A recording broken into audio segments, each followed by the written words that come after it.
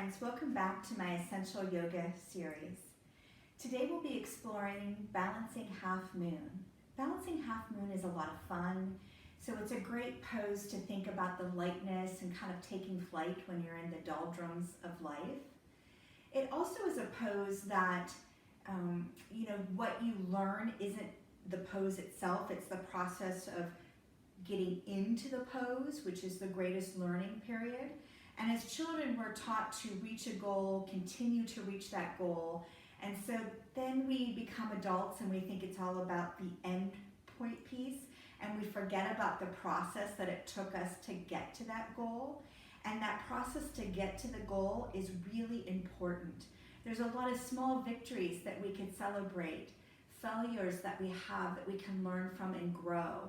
And so I encourage you to really think about that process of getting into and out of the pose and what you can learn from it. One of the mistakes that I see most commonly made is that standing foot, the foot that has the toes facing the short edge of the mat.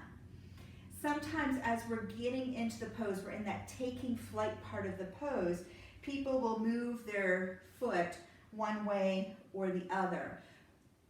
You do that in an effort to gain more stability, but really you're destabilizing the hip. So you really want to be committed to having that foot planted and having the straight line from the heel to the pinky toe. And you're probably noticing a theme now where we're always starting with that base through the foot. The block, remember the block has varying heights depending on where you would like to be.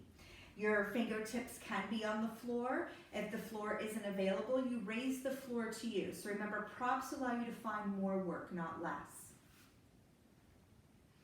I'm guessing about how far out my arm is, but again, I could move that if I needed to.